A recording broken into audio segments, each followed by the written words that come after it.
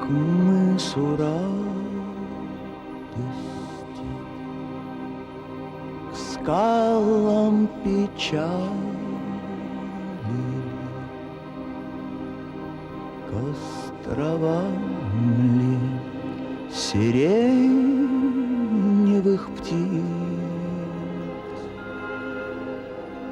Все равно, где бы мы не причалили,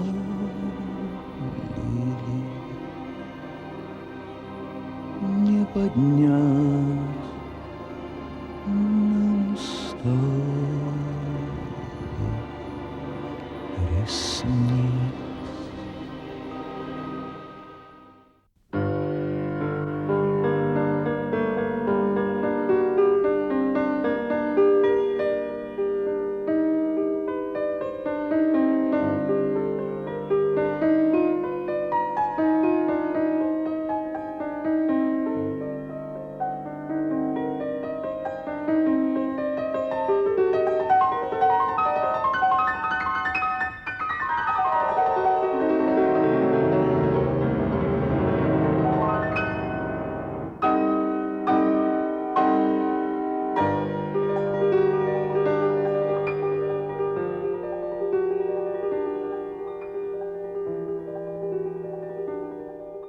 «Я никогда не ходил в молодых», — сказал он однажды о себе, и это была правда, потому что он никогда не ходил в молодых писателях.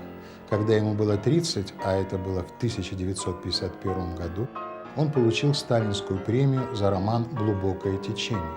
Он написал много книг, это романы, повести, киносценарии. И я думаю, что многие из вас помнят и читали и «Снежные зимы», и «Тревожное счастье», и «Губернатор», и «Атланты и кариатиды», и «Зенит», и «Сатанинский тур», и «Креницы», и многие-многие другие его произведения, которые были изданы общим тиражом в 25 миллионов экземпляров. Он был народным писателем Беларуси, героем социалистического труда. Он был лауреатом премий государственных и литературных. Он был председателем Верховного Совета БССР. Но никогда из своих регалий, наград, званий он не возводил себе памятника при жизни и никогда не возводил ограды для того, чтобы отгородиться от других, от тех, от неизбранных. Он никогда не считал себя особенным и избранным. Он никогда не изменял самому себе и оставался самим собой. Иваном Петровичем Шамякиным.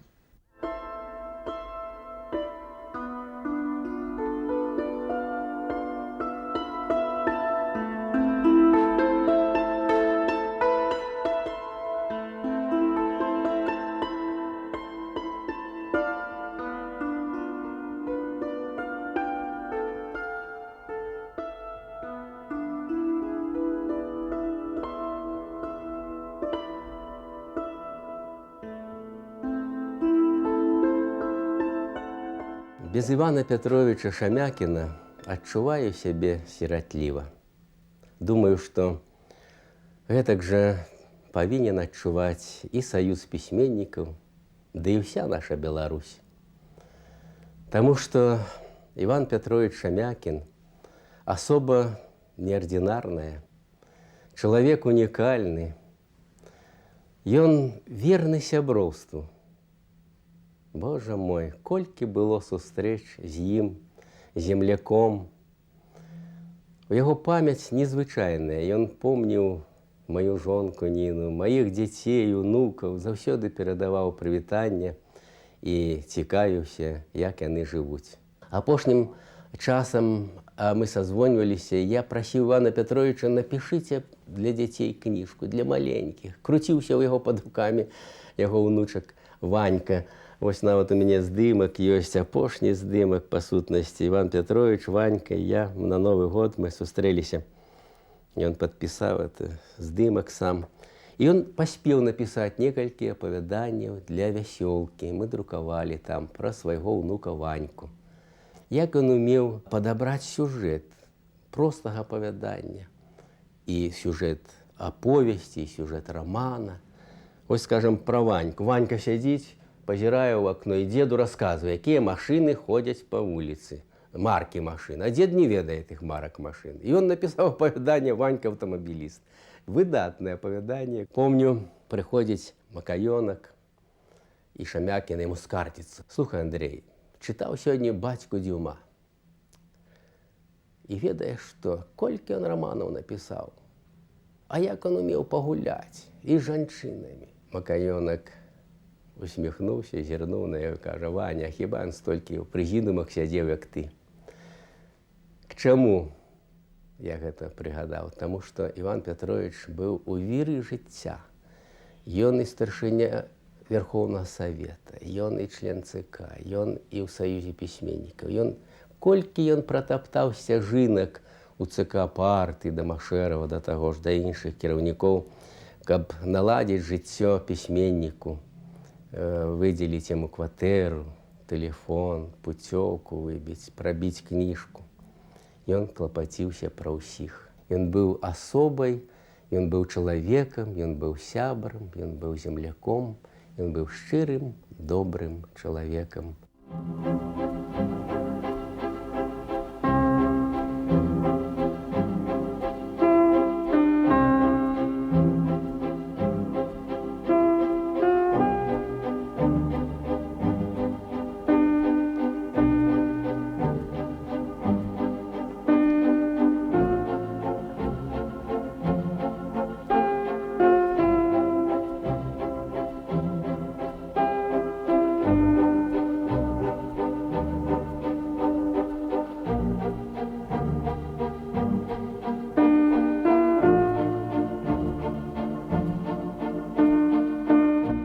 Почти всегда после выхода в свет его новых книг он получал восторженные письма, телеграммы с отзывами от своих читателей. Кто-то называл его одним из создателей великой литературы, а позже критики назовут его конъюнктурным писателем. Кто-то предрекал, что после смерти через год его забудут, а кто-то изучал и изучает по его книгам жизнь.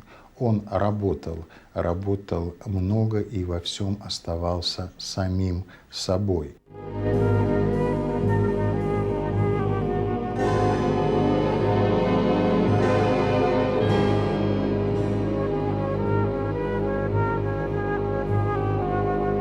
Его очень многое тревожило в этой жизни: и падение авторитета писателей, отсутствие положительного героя, но он писал о своем народе и искал красивых людей, находил их в жизни, и они навсегда оставались в его произведениях, проявляя самые лучшие качества белорусского народа: терпеливость, умудренность жизни, умение прощать и быть мужественным. Он работал.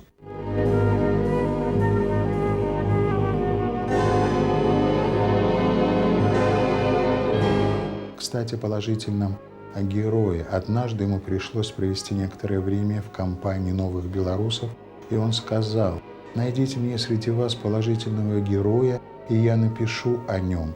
В ответ раздался смех.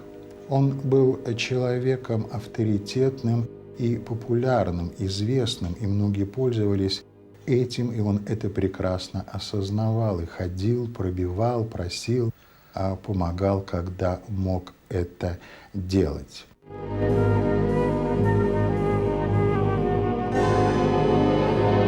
Когда грянула перестройка и все изменилось, и все изменились, он не изменился. И его произведения последних 20 лет свидетельствуют о том, что он сохранил свой шамякинский стиль в литературе и сохранил свой стиль в жизни. У него была прекрасная школа жизни, прекрасная профессиональная школа и школа человеческого общения.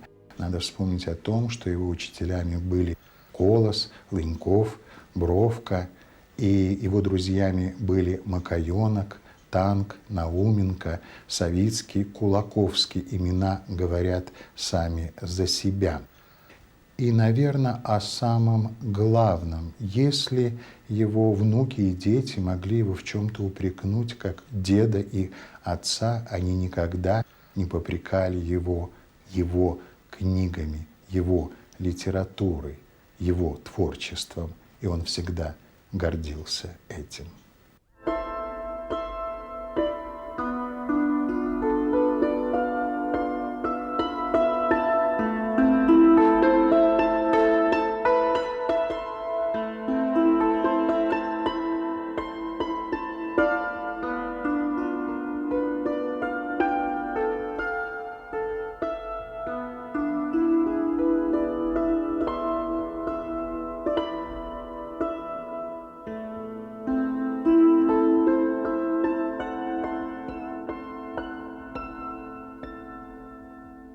В этой квартире прошла значительная часть нашего детства. И мое, и моей сестры, и нашего маленького братика двоюродного Вани. Потому что наши вот со Славяной родители работали очень много. И мы большую часть недели здесь жили зимой, а летом на даче жили тоже вместе с дедушкой и бабушкой. Вот. И здесь много разных забавных историй с нами происходило. Они описаны в книге про «Немоленство». И вот важно заметить, что все, что там написано, это не вымышленная история, а действительно с нами когда-то происходившее. Дедушка был совсем не строгий человек. И в детстве, и в юности всегда вообще мы могли зайти спокойно в кабинет его в любое время, его оторвать и поговорить на любую тему. Нас он не только никогда не ругал, никак этому не препятствовал, но он всегда был готов оторваться, сколько угодно времени уделить нам.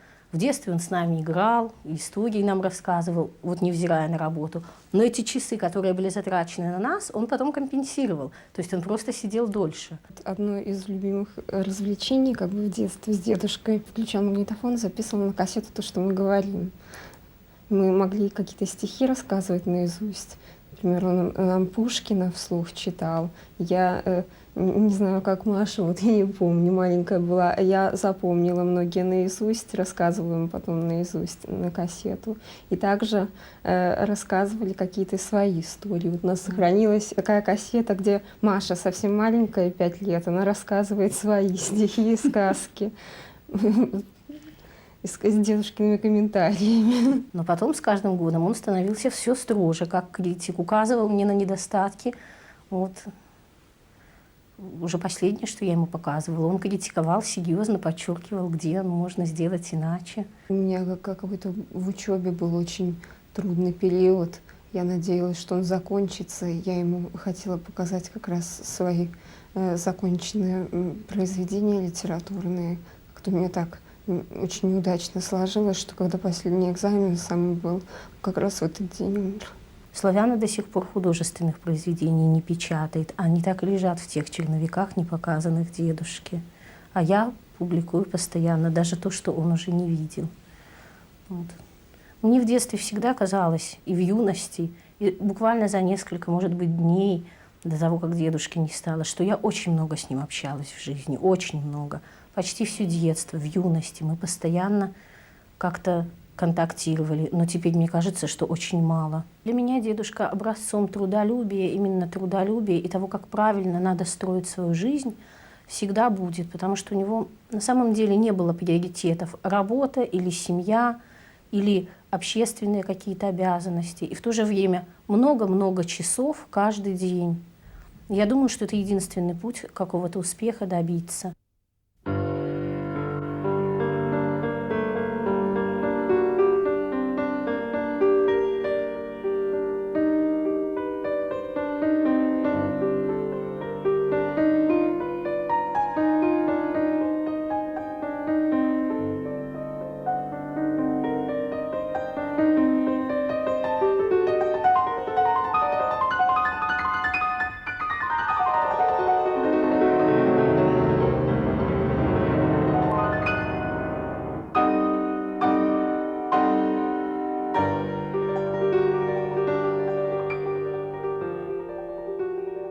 Я пока еще не читала дедушкины книжки, потому что еще учусь. Еще не умею пока. Ну, еще не очень умею. Хотела бы я как дед писать. Много книг. Столько, сколько он. Чтобы книг много было, и люди читали. Скучно без него мне. Мы с дедом были друзья. Играли там, разговаривали иногда. Когда мне было 5 лет, я сочинила стихотворение и рассказал дедушке. 2 Ивана-чудаки ходят вместе у реки. Один Иван старенький, другой Иван маленький.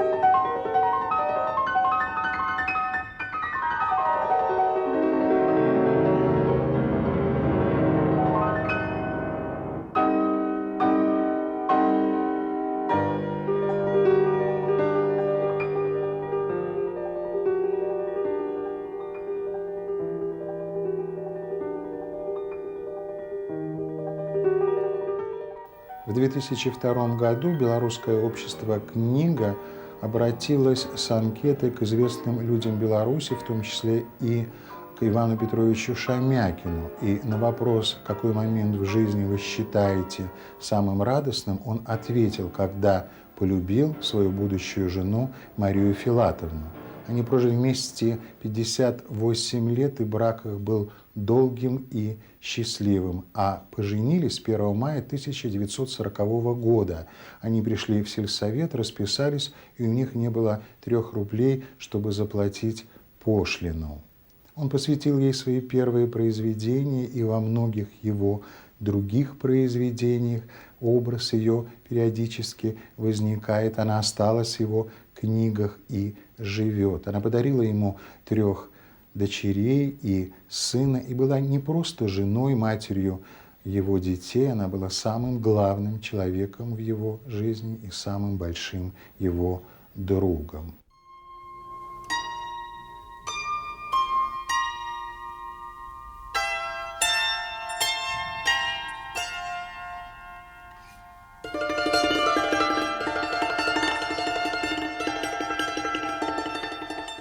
Все, как говорится, поровну, и горе, и счастье. А горе было страшное. В 41 год умер их сын Александр.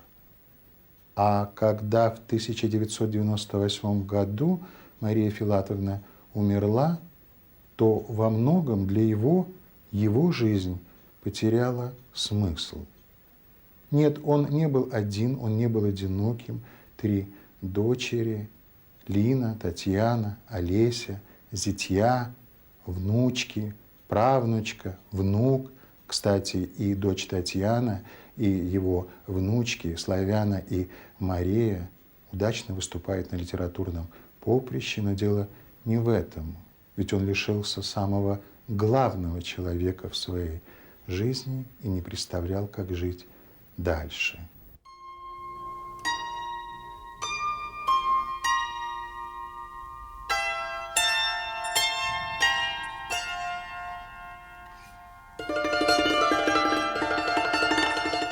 Он стал чаще болеть, жаловаться на бессонницу, болезни, но продолжал работать. Его последнее произведение называется «Ночные воспоминания». А воспоминания в старости – это самое главное. А воспоминания мудрого человека – это бесценный учебник жизни для молодых.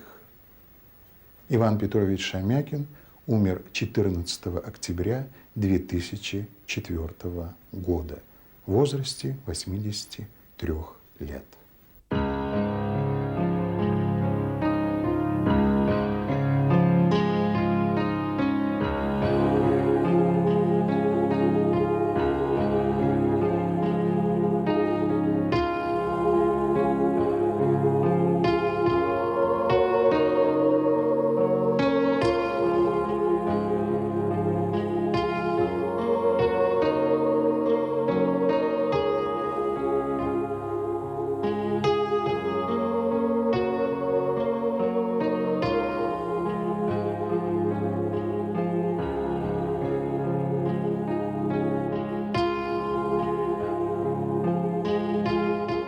У моей памяти паўстае малюнак прысуджэння Шамякіну велізарнай дзяржаўнай прэміі премии сталинской, так званой. Это был литературный фурор, литературное национальное свято. И мне довелось присутничать у оперном театры, калі яму уручаў урад наш эту державную премию. Першы раз я убачила Шамякіна. До гэтага у мяне ўжо склалось пэўнае ўражанне пра яго. І перада мной паўставаў так у думках великан. І творчасцю, і ўзростам сваім, мне здавалася, і постаццю. А калі аб'явілі, я вачамі па зале шукаю, дзе ж ён. Нехта выскачыў невялікага росту, такі шустренькі, я б сказала, нават хлопчык, і пабег на сцэну. Мне не падумалось нават, што это Шамякін. Мне давялося бачыць Івана Шамякіна, ну, можна сказаць, у тое лета, калі ён пакінуў нас. Я наведвала яго у бальніцы. І мяне дзівіла яго энергія. Мне здавалася, што ёй канца не будзе. Я не думала, што гэта будзе апошняя сустрэча альбо апошняе маё лета з ім. Ён так хораша даваў свае ацэнкі усім новым публікацыям. Разбіраў так дэталёва, што мне, ўжо будучаму лектару, было лёгка ісці на лекцыі, дзякуючы таму канспекту, які падкінуў мне Іван Петрович у час маёй сустрэчы з ім у бальніцы, дзе ён ляжаў. У яго былі вялікія інтарэсы. Я б яго назвала пісьменнікам-гісторыкам. Гістарызму ў яго дастаткова, мы яго яшчэ не капнулі. Мы неяк з другога боку разглядаем творчасць Івана Шамякіна. Мы у Івана Петровича павінны, мне здаецца, засяродзіць увагу і адчуць, што эпоха, якую ён нам падаў, з самага пачатку века і да апошніх дзён свайго жыцця, яна так расквечана такімі дэталямі гістарычнага, бытавога, нацыянальнага характару, што па яго творах можна складаць не толькі літаратуразнаўчыя працы, а і гістарычныя вялікія даследаванні.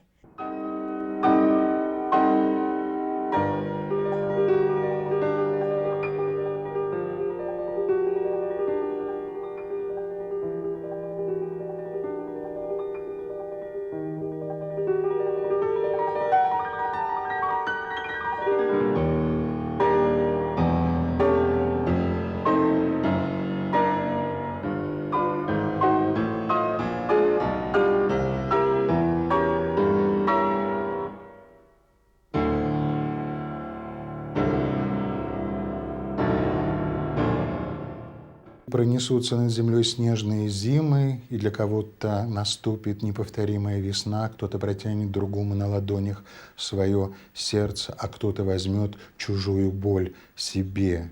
Все пройдет и все повторится опять, и повторится жизнь, и кто-то возьмет его книгу и прочитает, и скажет, а зачем он это все писал, для чего, не поймет его. А кто-то будет читать его и восхищаться его судьбой и жизнью, непростой и сложной, и поймет, что человеком он был талантливым, и поймет, как остро чувствовал он время, и поймет, что оставался он всегда и остался самим собой. Он, Иван Петрович Шамякин.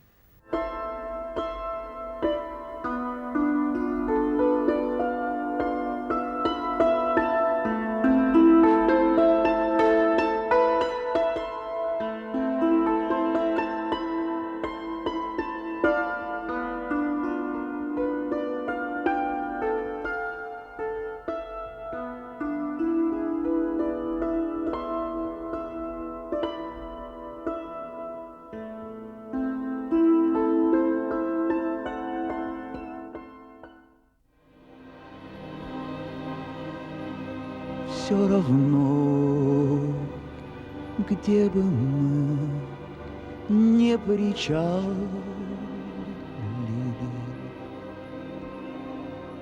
к островам ли сиреневых птиц к мысу радости, к скалам печали,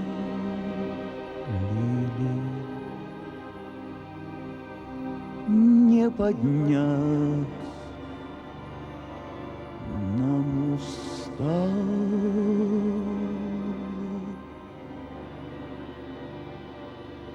Приснись